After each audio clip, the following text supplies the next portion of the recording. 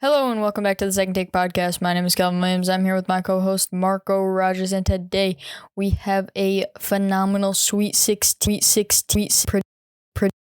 coming right at you. It's going to be a little bit more of a concise episode but still want to give you guys an overview of everything that is to come these. So Marco, can you get us started off with first? Marco, what was your biggest surprise from the round of 64 and 32? Pretty obviously, Fairleigh Dickinson beating Purdue. I knew Purdue was not that good of a team. I figured they would lose second round to Memphis. However, Memphis lost first round. But Fairleigh Dickinson beating Purdue, this is crazy. A team whose average height is 6'1", taking on a 7'4" center. The smallest team in college basketball against the team with the biggest player in college basketball. I'm not sure if anyone picked Fairleigh Dickinson to win this. Fairleigh Dickinson didn't even win their conference tournament, should not have made March Madness. However, the dumb NCAA rule about teams not being able to make the NCAA tournament in their first 3 years in Division I applied to Merrimack, who actually won their conference tournament. However, Fairleigh Dickinson got second in the conference tournament, so they advanced and got into March Madness, and then they win their first 4 game and beat the number 1 seed Purdue. So it's an incredible game and a great effort out of Fairleigh Dickinson. Yeah, for sure. And since I don't want to say the same thing, I would say the biggest surprise for me, other than the obvious one, Princeton winning, obviously crazy that they're in the Sweet 16 right now. That seems obvious, like the obvious one. But I would say the other one is that Michigan State right now in the Sweet 16. I did not have this in any of my brackets. Definitely surprising. They're playing some good basketball right now. And I think they're going to give Kansas State a fight in the Sweet 16. So definitely surprising. They're getting good guard play, good play out of Mady Sissoko.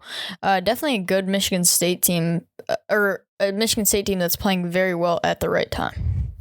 Yeah, Michigan State definitely playing some pretty good basketball right now, and they do have a very difficult matchup coming up against the Kansas State team, who just had a hell of a game against Kentucky. Yeah, certainly going to be a very exciting Sweet 16. And speaking of, let's get it started. The first Sweet 16 matchup, number 1 Alabama versus number 5 San Diego State. Who you got here, Marco? I'm taking Bama. I think Brandon Miller is just going to be too much, putting up 19 points per game. I believe he dropped about 20 on Maryland. Alabama had a slow start in that game, but they came out in the second half and just straight up dominated. Their defense was too much. San Diego State, however, does have a great defense. They have a lot of guys that can score, but no real main scorer. Matt Bradley, the leading scorer, putting up 13 points per game. I think San Diego State can give Bama some fits due to their elite defense. However, I just don't think that their offense is good enough to really score lots on Alabama. I don't think San Diego State's going to score more than 60 points this game. They only put up 63 on Charleston, and they dominated Furman, but Furman's not that good. So I see Bama winning this game. I think it'll be close in the first half, but Bama wins this game by about 15. Yeah, I think San Diego State's defensive presence keeps them in the game for the first half, like you said. But Alabama is just a super good team, and I think at this point I'd be surprised if anyone beat them. That's why I have them winning it all, just because they're just rolling right now. They're going to be a super hard team to beat, no matter what stage of the tournament we're at. So definitely, I would say Alabama is probably going to get it done there, but you never know in March. Next up, we have number 6 Creighton versus number 15 Princeton, our highest seeded matchup by far. This one had me back and forth quite a bit. The reason I'm taking Creighton is because they've just been playing such good basketball. That Baylor performance was one of the more dominant ones I've seen all tournament. They took care of NC State in the first round, 9-point game, and then they handled Baylor in another 9-point win. And even though Princeton is playing very well right now, obviously got that first round win over Arizona, as well as the second round win over Missouri, which was very dominant, by the way. This Princeton team just won't have quite enough to keep up with the pace that Creighton is playing with right now. Marco? Yeah, I mean Creighton's offense is very good, but their defense also just as strong as their offense. I just don't think Princeton can put many points on the board. They only put up 59 against Arizona, and that game was more of Arizona playing like a 15 seed against a 15 seeded Princeton rather than Princeton really playing out of their minds. However, in the Missouri game, they definitely impressed me. However, I just don't think that they can score in the size of Creighton with Kalkbrenner in the paint. He's a 7-1 center who's also athletic. I'm not sure if Tosan Evbuman, who's Princeton's best player, played very well in both of those games. I'm not sure if he'll be able to do a lot in the paint, which is where he likes to score. So give me Creighton here in a pretty dominant game. I'm not sure if they'll really struggle too much here with Princeton. Yeah, but we thought the same thing in the first two rounds. I'm always happy to be surprised. Next up, we have number 4 Tennessee versus number 9 FAU. FAU actually impressed me quite a bit in that Fairleigh Dickinson matchup. I think Fairleigh Dickinson was a very good team. I mean, obviously they're a 16 seed, but a good team nonetheless. They really impressed me. Their best player, 29 points. Roberts. Correct me if I'm wrong, right, Marco? Roberts? Yeah. Yeah, Roberts for FAU. Career night, a very historic March Madness performance. But this Tennessee team, despite the injuries, is playing really good basketball, holding Duke to 52 points. A Duke team that's very hot, coming off a very good win over Oral Roberts. They just dominated that whole game, and I had Duke going far in my bracket. This game really shocked me. They were able to limit Kyle Filipowski to just 13 points, who's one of the more talented bigs in the country. And their defense is locked down, and they're shooting at a very high efficiency right now. And I just think that Tennessee's going to be a little too much for FAU here. Marco?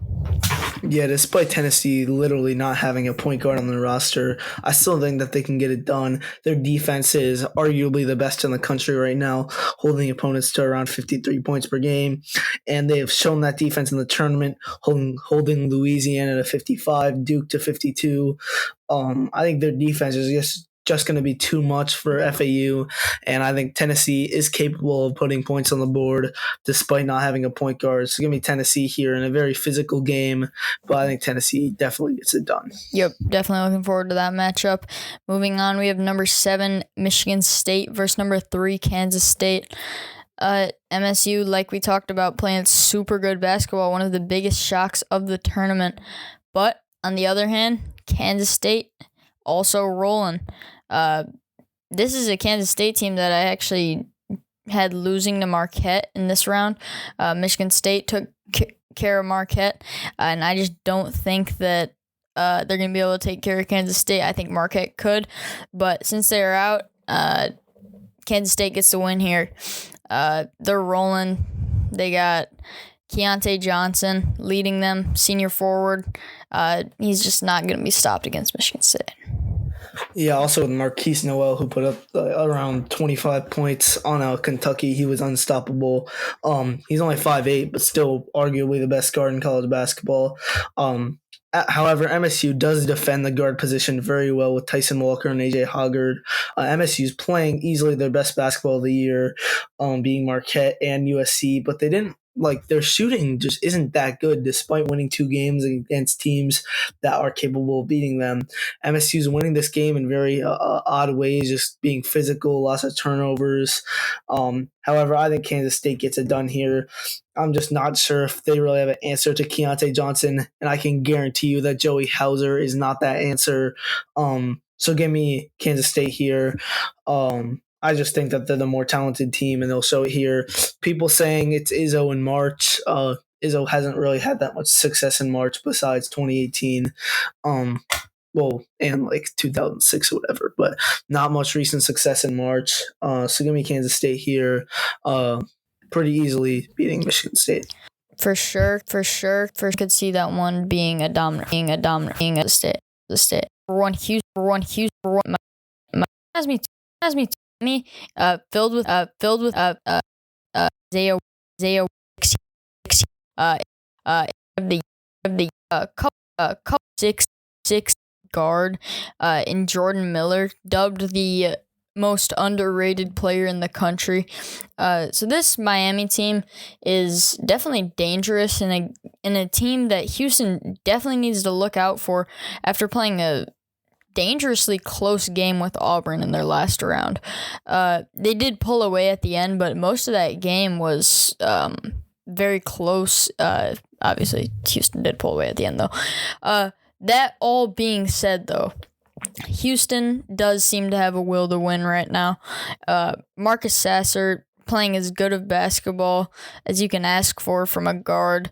And this Houston team, I doubt them, but they're still a very good team, and I think they get it done. Yeah, I think Houston just has too much depth at the guard position with Tremont Marcus Sasser, and Jamal Sheed. I just don't think that Miami has enough answers. I think Isaiah Wong can play well, but I just don't think Miami has enough answers at the guard position. Then Houston is also very deep at the forward position as well with Jawan Roberts. And lots of other just very talented forwards. So give me Houston here. I think their defense is much better than Miami's defense. I think their offense isn't quite as good as Miami's offense, but recently, especially in the second half of that Auburn game, they completely dominated. So I think if Houston can take that, like the way they played in the second half of the Auburn game, apply it here to Miami, I think they can win this game pretty comfortably. And I think they have the talent to win it all. I just think Houston has to put that together. Yeah, I'm actually looking forward to that game more than a lot of these here. Moving on, we have number 2 Texas versus number 3 Xavier. This is the only, actually one of the 2-3 matchups here in the Sweet 16. Xavier led by their guard Sully Boom, the senior, averaging 16.5 a game. He's just been leading them without question throughout this tournament. But Texas is they're just a very good team. Marcus Carr at the guard position. They've been playing very good defense ever since the SEC tournament where they got the win over Kansas in that Pac-12 final. In that SEC final, sorry. And this Texas team is just rolling. I don't think Xavier is going to be able to keep up with them, especially after their first 2 games in the tournament being very close. First game, Kennesaw State was winning most of that game. Xavier was able to come back, pull it away at the end. Pitt also was winning for quite a large portion. Or sorry, not a large portion. Pitt was trailing by a bit for most of the game.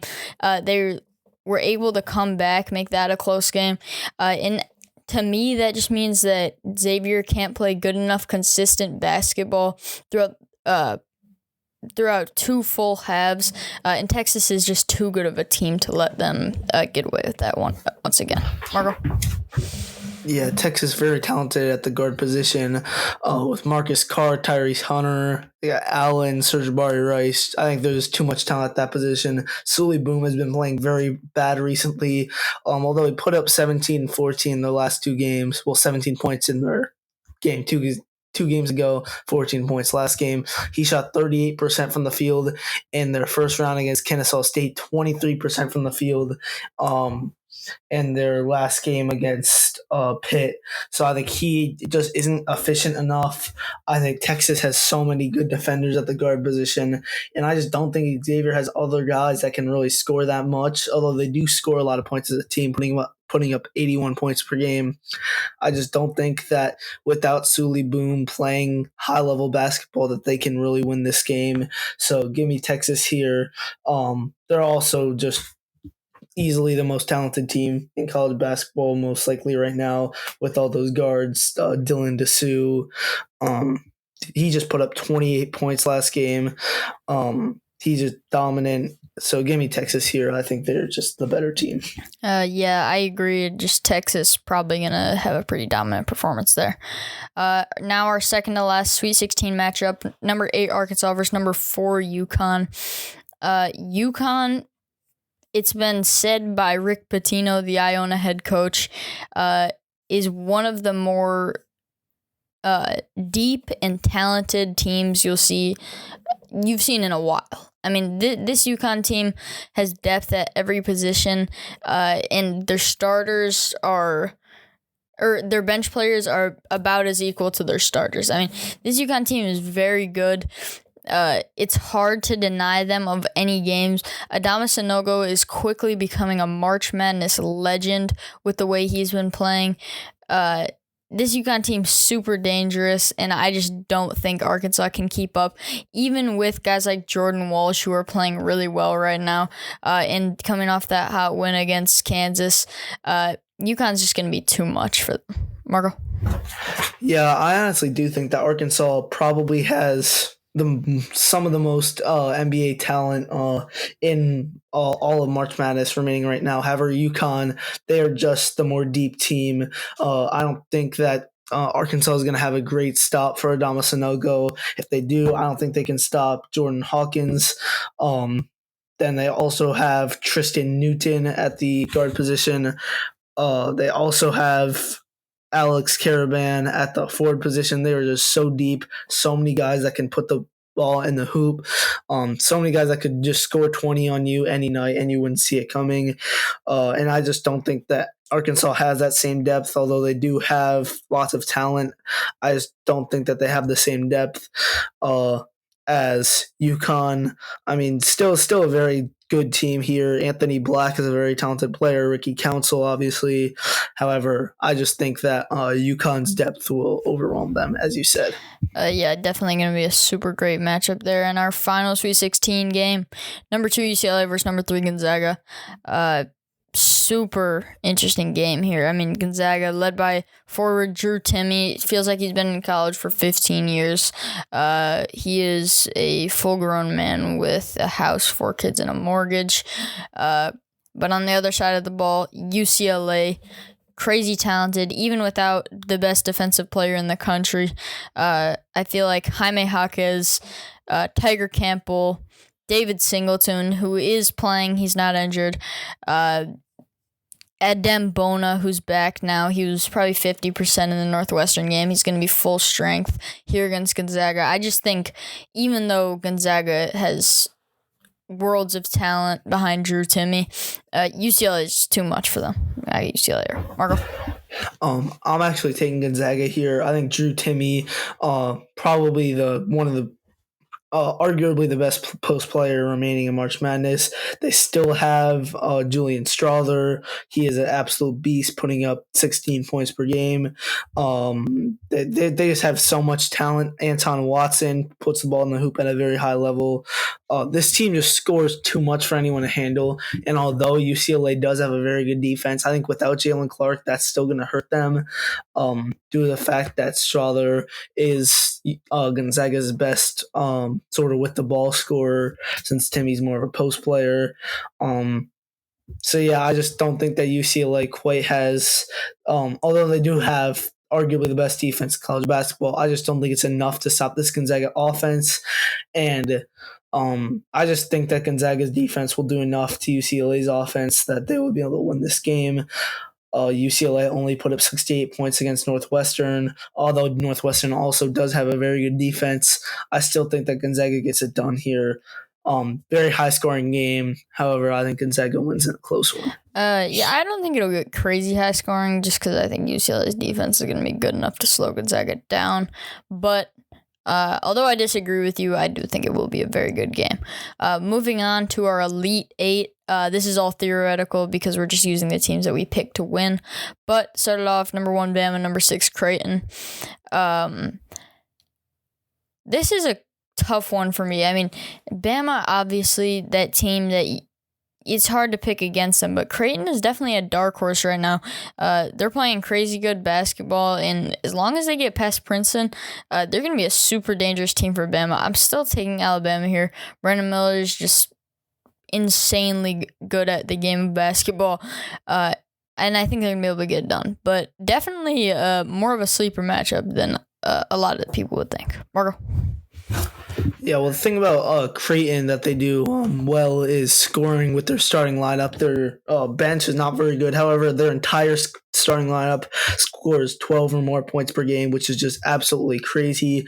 No one else in the country does that. But I think Bama's starting lineup is even more talented. I think Brandon Miller can shut down Arthur Kaluma. And I think Bama does have the size to lock up Kalkbrenner. Not completely lock him up, but do enough to affect him. And outside of that, Bama's just the better team. They have the better offense. And although Creighton does have a very, very good defense, holding opponents to just actually not that good defense, holding opponents to 70 points per game. I just think Bama's the better team here. I don't think that Creighton has an answer to Brandon Miller. And that is why I think Bama's going to win. Yep, moving on to our next Elite Eight matchup, number 4, Tennessee, number 3, Kansas State. This one is interesting. I mean, we've talked about it before, but Tennessee, very injured. They're led by a guard that's not even a point guard in Santiago Vescovi. He's shooting at a very high click this tournament. He killed Duke from the three-point line, hitting clutch shot after clutch shot, just never letting them back in the game. So, I mean, that's a super good weapon for Tennessee to have. That being said, Kansas State right now is super dangerous. I mean, they're playing Michigan State, and I think if they play their best basketball, Michigan State just doesn't even stand a chance. Just a super good team. Keontae Johnson, Marquise Noel, as you talked about, playing some of the best basketball in all of March Madness right now. So, I mean, this Kansas State team, super dangerous. I got Kansas State here. Yeah, this is definitely going to be an interesting matchup. However, Tennessee does not have a point guard. I cannot stress that enough. And I think that's going to completely change this game. Marquise Noel, 5'8", very fast, and I believe Tennessee's smallest player, Santiago Vescovi, who is a very good defender. However, he's 6'5", I believe over 200 pounds. He just isn't going to be quick enough to keep up with Noel. I think he could possibly put up a 30 bomb here, and I would not be surprised. And Kansas State, they do defend very well. Well, at least they have. Well, they kind of have recently.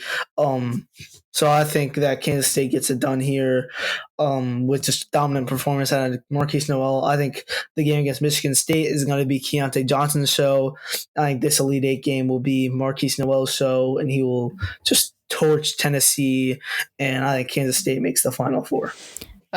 Super exciting game there. Looking forward to that theoretical matchup. Next up, our only possible 1-2 matchup in the Elite Eight, Houston versus Texas.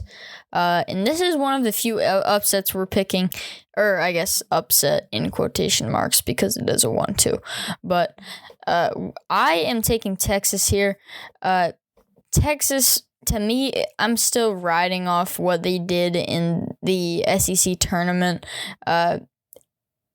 coupled with the fact that Serge Rice is just so good, so fun to watch. Marcus Carr, so good, so fun to watch. This backcourt is like unparalleled to anyone in college basketball. And I'm going to rephrase that. This backcourt is paralleled only by Houston, which is why this game is going to be so good. But I do think even though Houston has the best guard in the country in Marcus Sasser, Marcus Carr and Serge Rice are just going to be too much for them, and Texas is going to get it done here. Margo?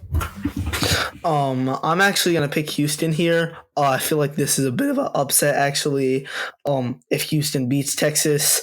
I think Houston and Texas, obviously two best backcourts in the country.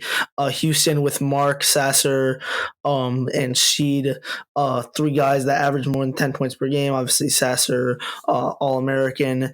I think Sasser versus Carr is going to decide this game, whichever one outplays the other. I think Sasser, he's been a little banged up in the last two games, although he's still been dominant, especially in that Auburn game. He was very dominant in the second half. I think now he's all the way up to full health, and I think he gets it done here.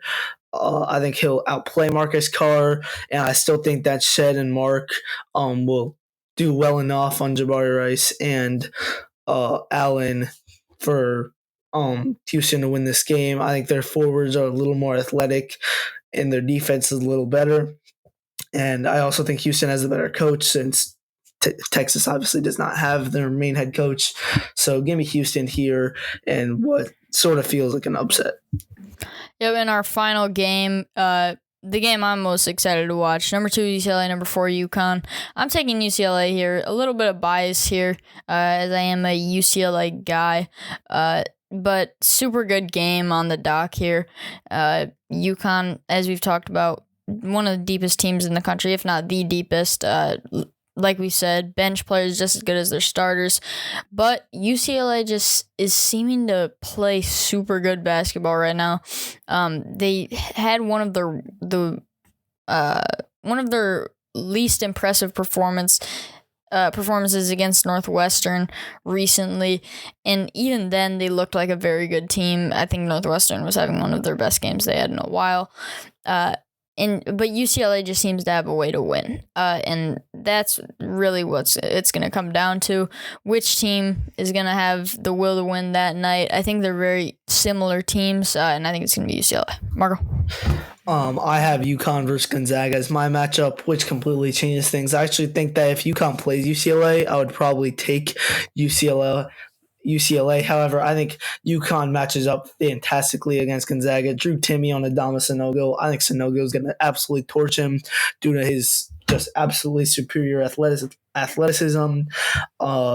UConn shoots the three at a higher level. They defend at a higher level. Even though they're in a better conference, they still play offense to a similar level as Gonzaga, and I think their depth is just going to be too much for Gonzaga to handle. So give me UConn here. I think they actually win this game by quite a bit. I think this is a team that has national championship potential. If they can get by that first game against Arkansas, I think that they advance. Actually, if they play against Gonzaga, I think that they make the Final Four and possibly win the national championship. However, if they play UCLA, I would also take UCLA. So I think it really depends on the matchup for UConn. But if they do play Gonzaga, which is what I think will happen, I think UConn wins just due to the superior matchups for them. Yeah, I mean, so much of basketball is matchups. That's why some teams lose to a team that beat a team that they lost to, if that makes any sense. Like you said, matchups such a big part of basketball. And I agree. I think if Gonzaga does end up matching up with UConn will get it done. You got anything else for tonight, Marco? Nope. All right. Thank you all for listening to the Second Take Podcast. We will see you next week. Peace.